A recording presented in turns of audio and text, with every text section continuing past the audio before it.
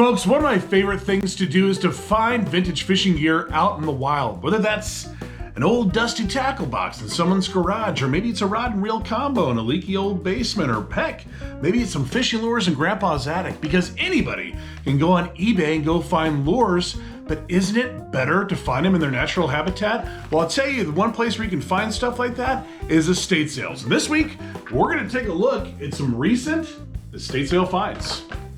You're not gonna wanna miss it.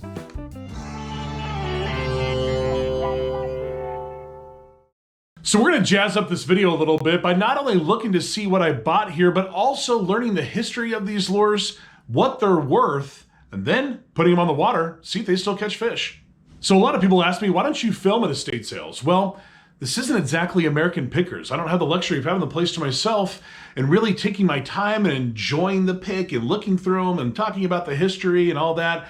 This is more like a Mad Dash Black Friday with a bunch of retired folks and cargo shorts all running towards tackle boxes at the same time. And you don't really have a whole lot of time to sit there and film it and look at it because everyone's just kind of like grabbing. It's just kind of like this.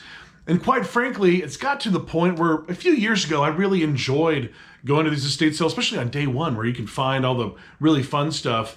But now it's just become essentially a cattle call, and I don't want to deal with the stampede. So I've decided now, if I go to these estate sales, it's usually day two. It's still pretty busy. A lot of stuff's picked over, and you still really don't have a whole lot of time to sit there and film it. I guess I could wear some of those glasses with the cameras on it, or whatever else, but I don't know that I want to make that kind of investment. So let's talk about this most recent estate sale. Now this one, check out this right here. Can you believe this? Bagley Bees for $4, new on card, day one. They had no idea what they had. And honestly, it was almost worth making the 40-minute drive in the rain for maybe just an opportunity to might be able to get those lures, but highly unlikely. You'd probably have to get there hours ahead of time, put your place in line, and I just didn't want to do that day one. It wasn't worth it for that. So I figured, you know what, let's go day two. Let's see if there's some scraps. And I'm gonna tell you, for day two, I found great stuff. Best part, 50% off. If you go to these estate sales, if you can still go there and it's not a mad dash day one, everything's gonna be gone, go day two, go day three. Day two is usually 50% off, day three, 75% off, and it's a lot more fun and enjoyable and less people. So let's go ahead and take a look at what we've got. All right, folks, so this is gonna be a fun one. We've got a little bit of everything going on here. We got a big bag full of lures. We're gonna look at that last, saving the best for last. We've got some really cool reel covers and a couple tackle boxes. So without further ado, let's go ahead and put some of these tackle boxes away over here. And let's start off with these deluxe reel covers. So let's start with these right here. Whenever I run across these, I always pick them up. I just think these are super cool. Now, what I like about these is you could use them as a display piece. If you've got some old school rods and reels that are hanging on the wall, these would look really nice, and you can still use them. In fact, they're still just as good today as they were, 40 some odd years ago when they came out. So I found these ones right here. You got a really nice brown one, this blue, and this red. Then we've got another one here. This one's an Angler's Choice right there. But this is my favorite. And so this is old for a couple reasons. First off, just judging by the font, I've got a few of these right here. But look at this. It's Don Brashier's Bass Pro Shops, Ranger Boats, Mercury Motors, Raytown, Missouri. Look at that. That is just an awesome reel cover. So this is back in the day before all Bass Pros were just, all one big corporation. You could have your own Bass Pro Shop. You could be a licensed dealer. That's how you know this is old school. This has got to be from the 70s. I just think this was super, super cool. But hey, I don't need 3 of them, and I sure as heck don't need all of these. So be on the lookout on Angling Archaeology eBay, because I'm going to post these online. I'll probably do groups of 2 or 3. So anybody who's interested, this would just be a fun piece of fishing history. So I looked this guy up just to see if this store was around or if there's any history about it. Didn't learn any history, except for I did see this name in the BASS tournament list. He was in 3 tournaments, if it was the same guy. He won 1, well, he didn't win, but he won money. He won $150 in one tournament. So, man, hey, that's more money than I've ever won in a tournament. So, way to go, Don. Nice job. But very cool, old school, real covers. I just thought, hey, I mean, the price was right. They're a lot of fun. And I can pass these on to maybe some other folks that could put them in their collection or actually put them to use. All right, so I said Don Brashears. It could be Don Brashears, so apologize if I got that wrong, but let's move on to tackle boxes. And we've got this behemoth right here. This is the Plano 767. It says everyone's second tackle box right here on the original sticker, which still exists. So everyone's second tackle box? Well, this is probably my 22nd tackle box. But let's go ahead and take a little deeper dive into the inside of this tackle box, and then I'll show you what it looked like new in catalog for 1982. So let's open this puppy up, and as we can see, room for activities. Look at this. And I don't even know that it's really ever been used. I mean, we still have the dividers. Look at this. We still have the dividers. Okay, now let me show you something that's really cool. So you're like, all right, well, that's pretty cool. We got the storage right here. Oh, well, you're not done, buddy. We got more storage where that came from. Look at that. Opens up. More storage underneath this storage. Storage on storage on storage for both sides. This is an awesome tackle box. I haven't decided if I'm going to sell it or keep it, but if I do sell it, I'll make sure to keep the price low because I got a really good deal on this. Very cool one. Let's show you what it looked like for the 1982 catalog right here. So here's the original ad for it. And we can see the Magnum 767 right there. So I hope you guys can see that. So that's the original ad there, but really just, and awesome. What does this say it has? 9 compartments? Yeah. You don't even need a second tackle box. I mean, really, that's perfect. Next, we got a tackle box from 1984 that I like so much that I actually have 3 of these. And what I like about them is they're small, they're lightweight, they're compact, they're easy to carry, and that is the Rebel Futura right here. Awesome little tackle box. Let's go ahead and take a look at the inside of this. Just a very, very cool, compact little tackle box. And look at this, removable trays. Look at this, you can even store the trays just kind of like that too, so they sit nicely in there. How do I know though? This is from 1984. Not all plastics from back in the day did this, but a lot of them did, especially coolers specifically did. And if you can see right here, we're gonna try to zoom that in. There's a little wheel in here and it tells you 1 through 12, that is the month. And then on the outer end of that, there's the dates. So this one says April of 1984. So we know down to the month of when this one was made, which is pretty cool. You can find that on a lot of old school coolers as well too. Just that little wheel. Not everything has it, but it's pretty nice that this does, so you can find out what the date is. And then let's show you what this would look like in the 1984 Bass Pro catalog. And we can see right here, $10.97, new for 1984. We've got the Futura right there. And there you have it. So that's that. All right.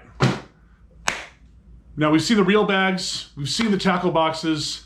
Now the moment we've all been waiting for, the vintage lures, the brown bag special. You're not gonna wanna miss what's inside. All right, now to the moment we've all been waiting for, this big grab bag full of goodies right here. So let's see what we found. Ooh-wee. He's getting stuck in the bag here. Here we have it. Look at this. So I went day 2, so I got a smoking deal on this stuff. And let's just kind of go through maybe oldest to newest-ish, if you will. And we'll kind of take a look at what we've got, what they're approximately worth, and maybe learn a little bit of history about each one of these. So we'll break out some of the old catalogs and books, et cetera, et cetera. So let's go ahead and get started.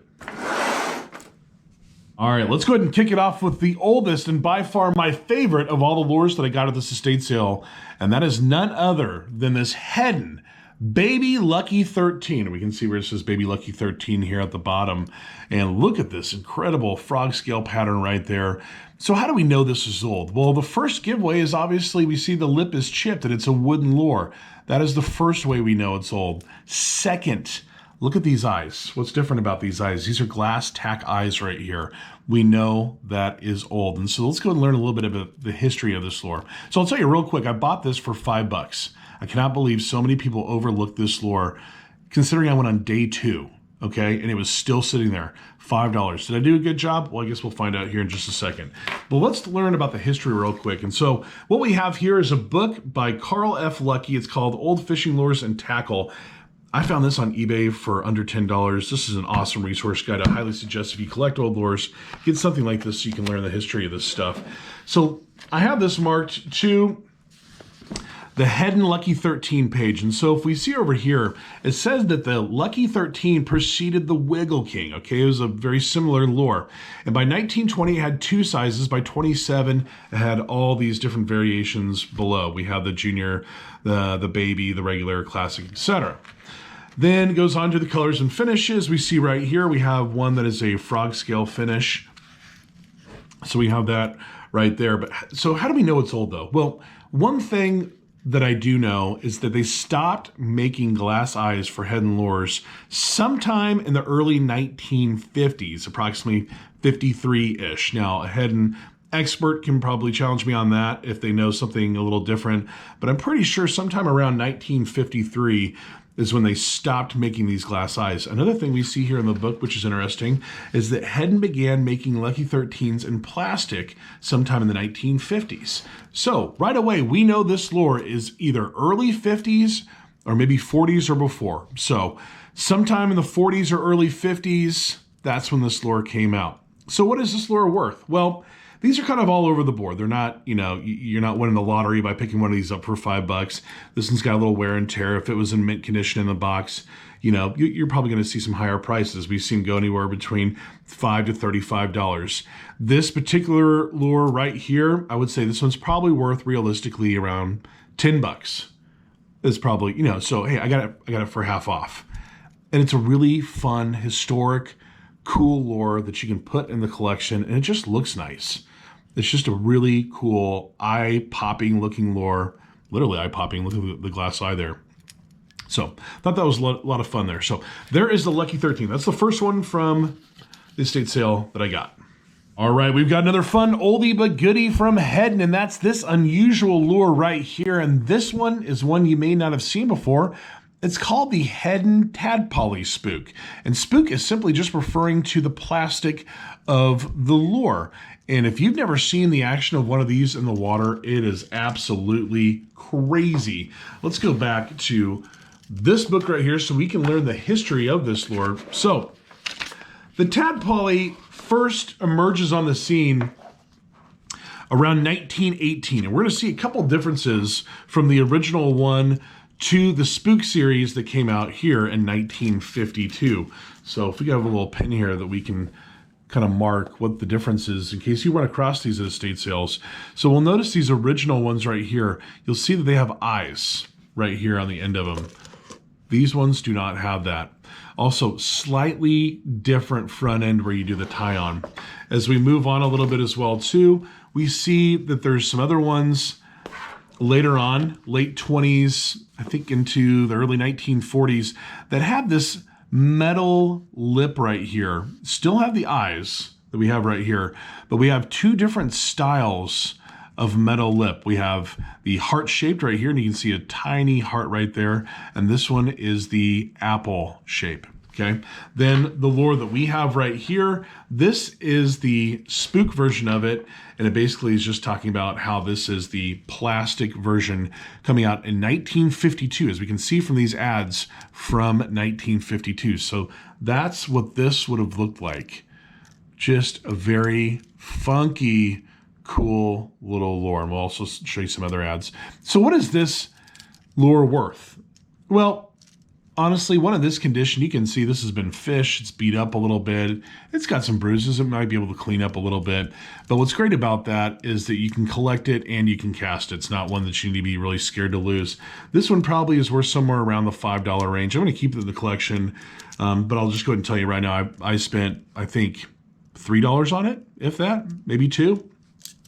A very nice one like this, you know, without the box, just a mint condition, probably somewhere in the $10 ballpark would be for something like this. But that is the Heddon Tadpolly.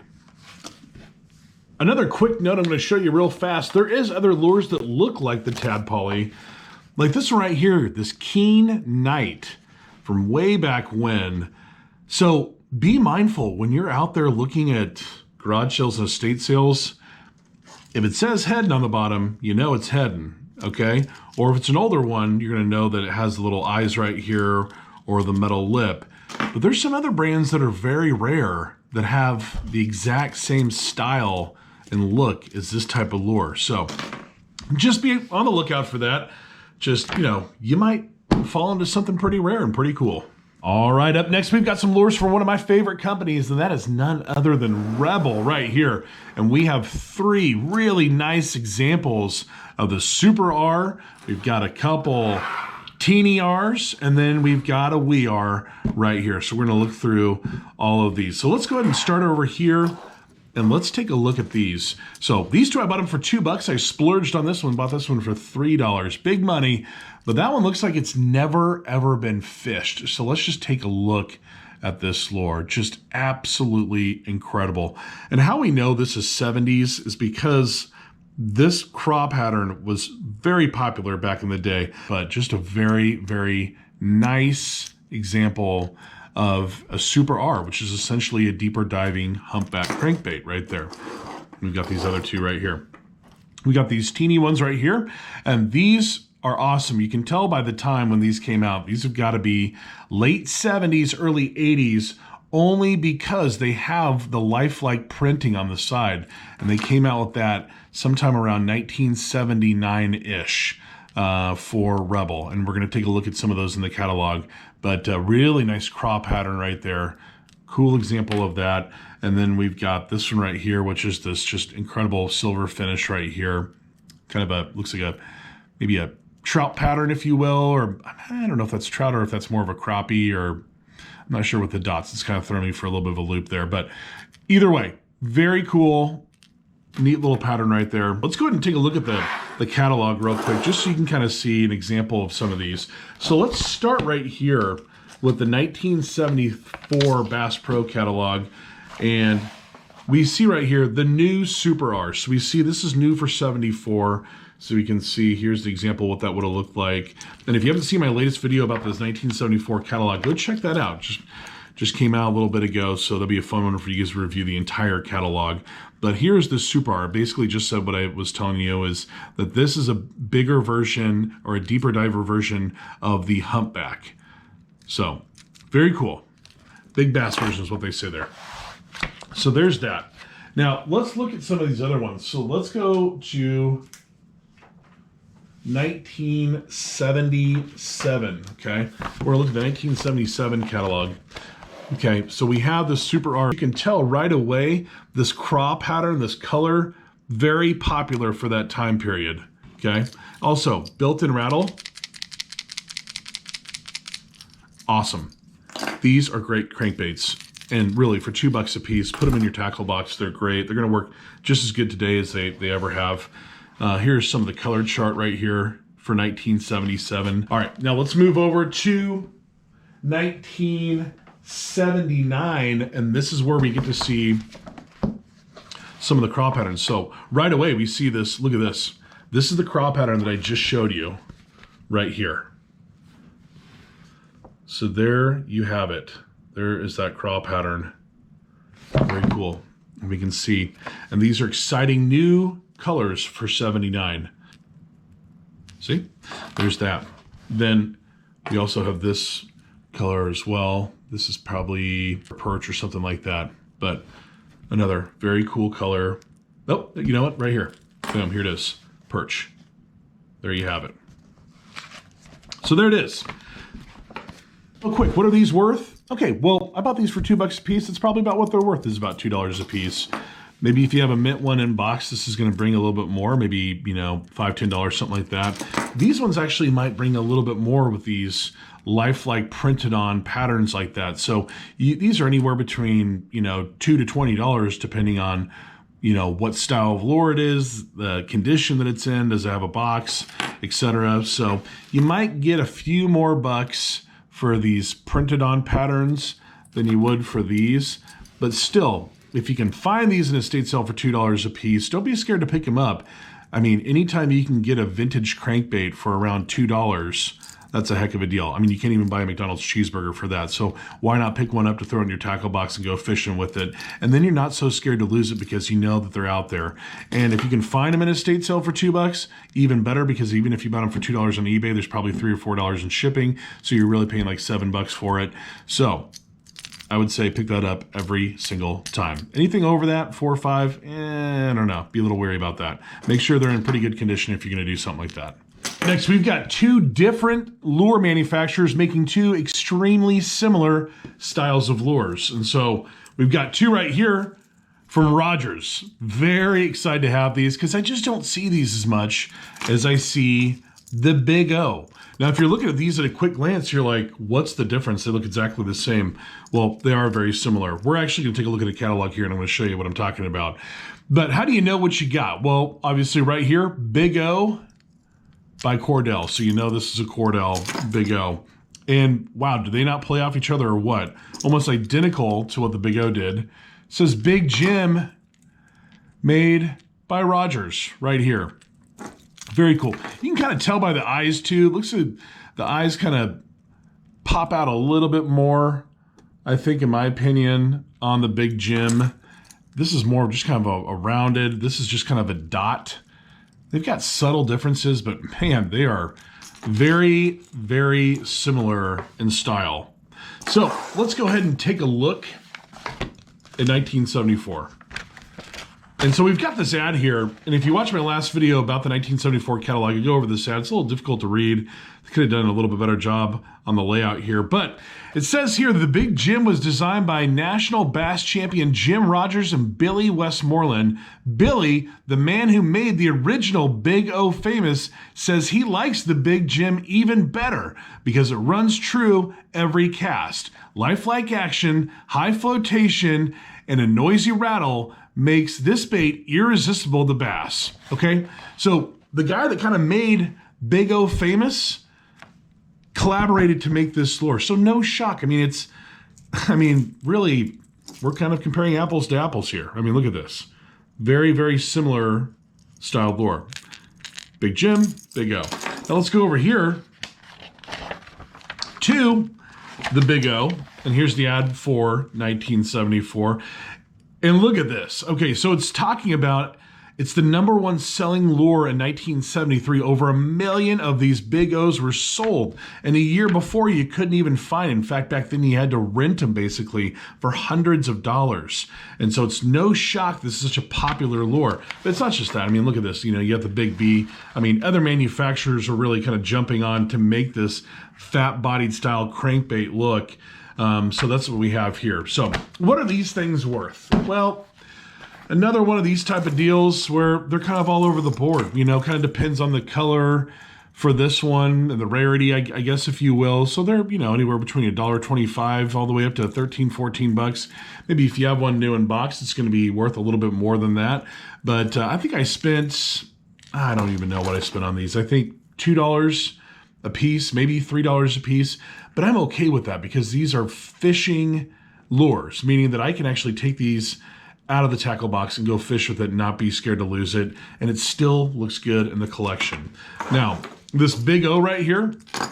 Now, this Big O, I would assume that this one is probably a little bit later, maybe in the 1980s. So let's go ahead and take a real quick look over here. And we see here in 1982, we've got these chrome finishes here by 1982 for the Big O.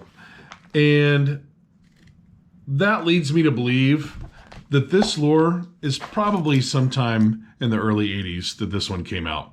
And again, you know, condition's not perfect. It's got some bumps and bruises. It's got some scrapes. So this is a good one to fish. And you could also put it in the collection. You know, it's a great, you know, all around lure. So what is this worth? You know, eBay prices all over the board. Same thing, you know, a couple dollars.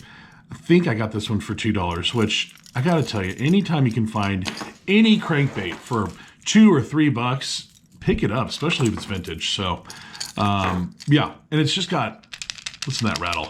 That's gotta drive the fish crazy. Think about that. When you go to these estate sales or whatever else, wouldn't it be more fun to find an old school lure like this with a little bit more character for $2 than going over to a big box store and just, you know, spending $7, $8 on a lure that doesn't look half as good and will catch the exact same style of fish? So I encourage you guys, get out there, you know. I always say it, give life to old lures, right? Prime example right here, $2, go catch a fish. All right, and rounding out the estate sale finds, we've got some proven fish catchers from Cordell, and that is the redfin right here. And look at these. These look like they've never been used. Really, really nice example. What I like about these lures too is just the attention to detail on the body as well too. Just kind of, you got the ribbed scale imprinted on the body there, but just a phenomenal jerk bait. These catch fish. I love this one too. Orange belly chartreuse, black back, very, very nice lure. So I would guess that these ones are probably from, I don't know, sometime in the 80s at some point. I'm going to guess mid to late 80s, just kind of judging by this picture right here from eBay. We see the packaging. So that's what I would say. And this is probably similar to that as well too. Maybe early 90s, somewhere around there. But the Bass Pro Shops did not really show the redfin in a lot of their catalogs. But I did find one here in 1995. And we can see it right there. So here's an example of what that would have looked like. So for 1995, it was $4.29, but there is the redfin. So what do these cost now? Well, again, like everything else, they're kind of all over the board. I think you're probably going to get a little bit of better bang for your buck with these than with some of the other lures that I mentioned earlier. I would guess this one's probably somewhere, you know, $4 to $8 in that ballpark. You know, if you had the box, definitely would be a little bit more. These are probably in the same boat. So I've got all these $2 a piece. And, you know, my rule always is cast, collect, resell. Collect, probably collect and cast, and then resell. So be on the lookout for some of these on Angling Archaeology, eBay. You might find some stuff like this. You know, maybe I'll put some new hooks on this and throw it out there and, you know, put a couple bucks on it and, you know, pass it on to the next person who can cast that out and go try to find some fish or just put it in your collection. So there it is. It's going to round out the estate sale lures.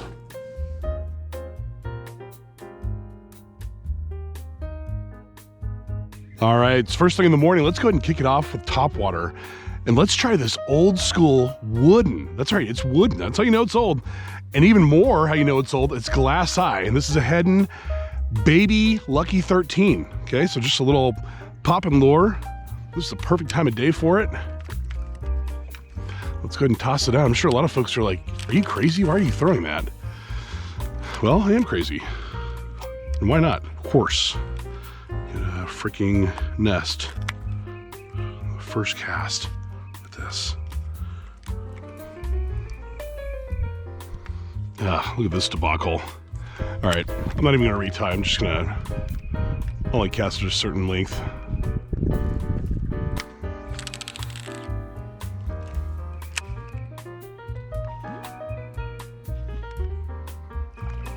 Oh, there we go. Oh, right away. Right away. Nope, just had one on. Didn't set the hook at all. Oh, look at the drag on this. Nice job. All right, one fish on with the baby 13. Didn't land it because it didn't have the drag set. Excellent. All right, this little shady area over here, there's gotta be something over here. All right, let's see. Maybe underneath these trees. Oh, just like that. Yep. Man, did I call that or what? Okay. There you have it. A baby Lucky 13 with glass eyes, probably from the 50s. Just did it. Tiny bass, but man, he was aggressive. Let's see if we can get him unhooked. One lure down from the estate sale challenge here. All right, being that it's so early in the morning, I'm really liking this surface bait style lure. So let's go ahead and now do the redfin by Cordell. And I like this color too. This chartreuse really pops. So let's see if we can get back in to position over here. Toss it out there and see what happens. Now, I don't know if you guys are seeing all sun, but the sun is just now coming up and might be a little difficult to see. I can't tell, I don't know. Let me show you the action in the water real quick. I mean, really cool. When you stop it, it floats right back up to the top there. All right, this bank has had a ton of action. The only thing that's been working today of all the estate sale lures is this old school wooden glass-eyed Lucky 13. So maybe it's the lucky bait, I don't know, but it's still working. It's a little bit later in the morning. It's after 9 o'clock and the topwater bite is still on. Oh, nice, just threw that right in the tree. But actually brought a couple Cincos just to kind of search them out and see if I could find some fish because I was kind of striking out. And I probably hooked into the biggest fish I've ever caught out here, easily over 3 pounds. I could see that monster. And of course it broke the line. So we're gonna beat up this bank a little bit and see if we can't try to find that, or maybe, you know, maybe his grandma. That's what we're looking for. We want a big, fat, old mama bass. So let's see if we can get it. We've had multiple blow-ups back here. Oop, just like that, just like that. And as I said, multiple blow-ups. I mean, Lucky 13, that's what's working today. Now this isn't nearly as big as the one that I just hooked into a little bit ago, but who cares?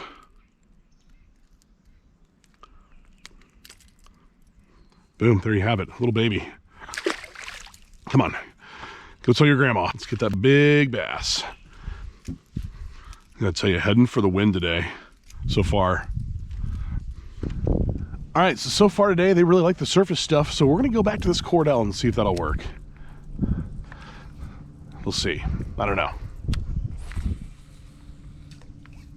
I think it'll work really well over by those rocks. All right, let's get over here along these rocks. I think we're gonna have a little better chance with this redfin, but I'm impressed. I love this. What a great lure.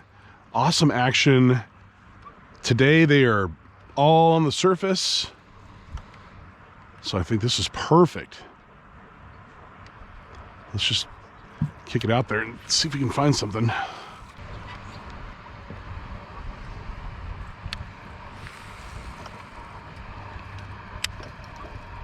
Oh, there it is, right there. Right there. Yep, along the rocks, just as I thought. Perfect. I'll tell you, look at that. I knew it'd come through. Along the rocks, redfin. Oh yeah. There it is. Another bass. All right, so now that we just caught one off this redfin, I like this color. I think the chartreuse is pretty cool.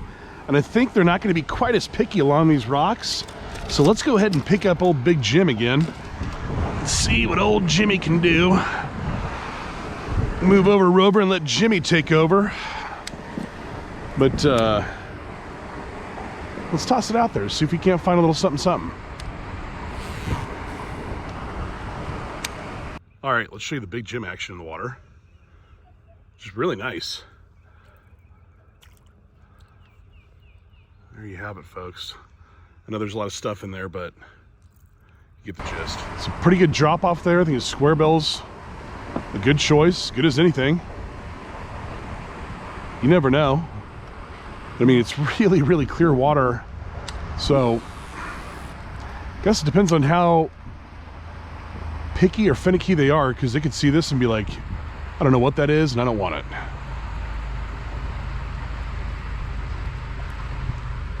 All right, no luck with Jim. Let's go through that bank again and let's put on Big O and see if Big O can do something that Jim can't take care of. So same style of lure. Big O's a little bit bigger though, and it's got a chrome finish rather than that chartreuse.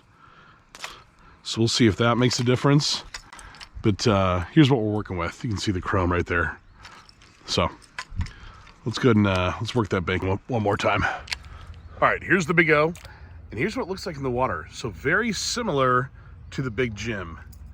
Same type of action.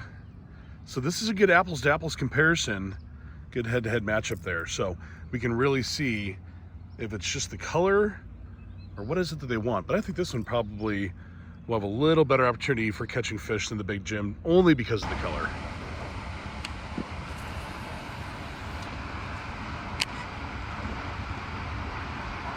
Oh, there we go. Is that one? Yeah. There it is.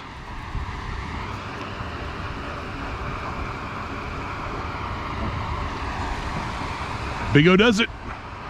Big O does it. There you have it. There you go, folks. Gosh, the Big O's almost as big as the fish. Rebels deep diving, Super R. I'm out here in the middle, well, because it dives deeper. I saw some activity over here about 15 foot. I don't know if we can get it down there or not, but I don't usually fish the middle of a lake, but I wanted to see if this would work. Who knows? As it warms up, they're probably going to go deeper. They're going to hide in the shadows, or they're going to go deeper, one of the two. All right, so here's the action in the water. Just an awesome little humpback crankbait right there.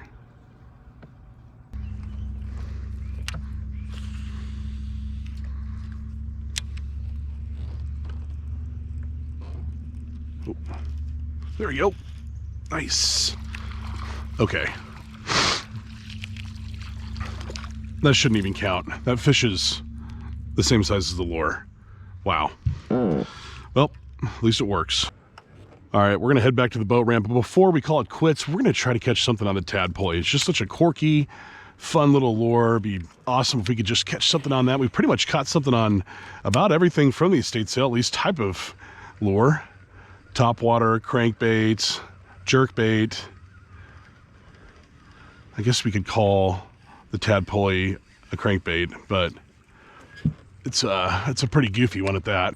Now this water is super clear, and I've literally seen 6 fish go for this tadpole. And what they do is when I stop it, you can actually see them come up, investigate it, and then they'll swim off. Or they're getting too close to the boat and they see the boat and they get scared and cruise away. But it's certainly got the action. I'm wondering if this was a different color, if they'd go for it. I think we can catch a fish on this though. All right, let's check out this tadpole action in the water. Look at this, I'm just really erratic. This should drive them wild. The only thing I'm worried about is that it's very yellow and this water is pretty clear. So I don't know if that's gonna spook them or not, but we're gonna try. Oh, go for it, here we go. That's a nice one. Oh my gosh, that's a nice fish. That is a really nice bass. Oh my gosh. Okay, we're going for that again.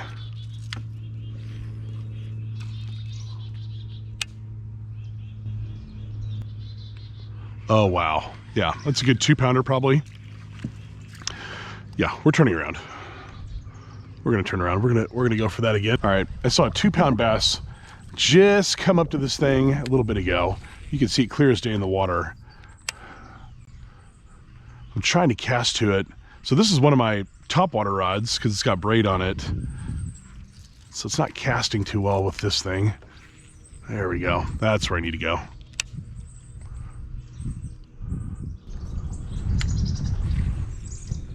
There we go. There we go. Come on. There's gonna be something over there.